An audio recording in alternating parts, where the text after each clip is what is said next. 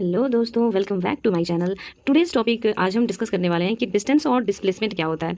तो मोस्टली बच्चों को इसमें दिक्कत आती है कि डिस्टेंस और डिस्प्लेसमेंट ज़्यादातर सेम लगते हैं, लेकिन ये सेम नहीं होते, इसमें हल्का डिफरेंस होता है और अगर आप ध्यान से नहीं पढ़ोगे तो सेम ही लगेंगे। ठीक है, तो डिस्टेंस क्या होता है, चलिए हम इसके बारे में पहले एक एक पॉइंट लिखते हैं, फिर उसके बारे में समझते हैं।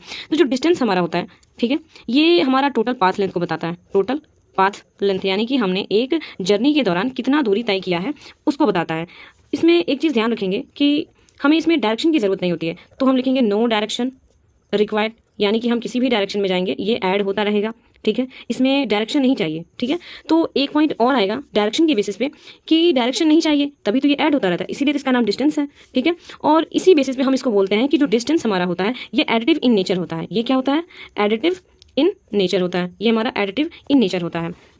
एडिटिव इन नेचर किस बेसिस पे बोल रहे हैं? क्योंकि ये हर डायरेक्शन में ऐड ही होता रहता है, और जब ये हर डायरेक्शन में ऐड होगा तो ये हमेशा ही क्या होगा? ऑलवेज पॉजिटिव होगा। It's never be negative. It never be negative.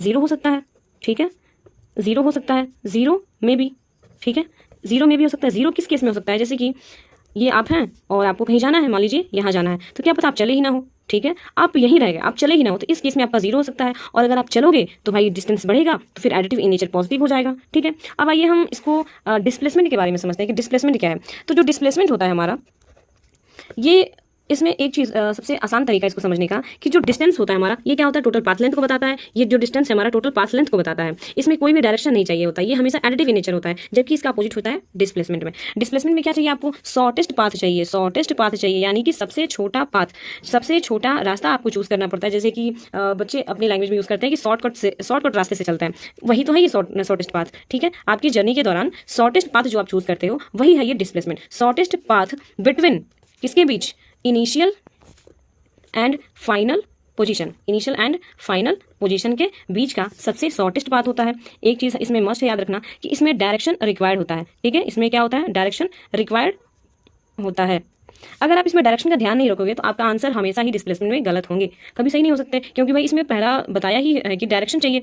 और डायरेक्शन का क्या मतलब है आगे हम समझेंगे। ठीक है, डायरेक्शन के बेसिस पे हम इसको बोल सकते हैं कि ये क्या क्या हो सकते हैं। जैसे कि ये पॉजिटिव भी हो सकते हैं, जीरो भी हो सकते हैं, और निगेटिव भी हो सकते हैं। ठीक है, और ये टाइम के साथ डिक्रीज भी हो सकता है। ठीक है, कैन डिक्रीज विथ टाइम, तो ये टाइम के साथ डिक्रीज भी हो सकता है।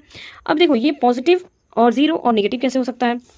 सपोज दैट कि ये आप हो, आप ऐसे नहीं हो बट मान लीजिए आप हो, ठीक है, और मान लो ये आपको मार्केट है, कोई आपको मार्केट जाना है या फिर कहीं भी जाना है, तो एक्चुअल में आपके बीच का जो डिस्टेंस है ये कितना मान लेते हैं हम? 5 किलोमीटर मान लेते हैं। लेकिन आप सोचो कि क्या आप सीधे सीधे जाओगे? सीधे सीधे जाओगे? आपके आपके आपको जाने का, आपको कई रास्ते हैं, देखिए, एक ये रास्ता, एक ये रास्ता, आप कौन सा चूज़ करोगे?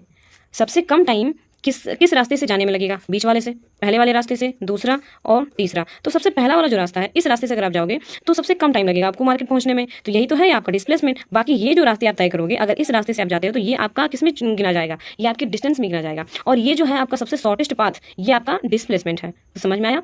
Thank you so much.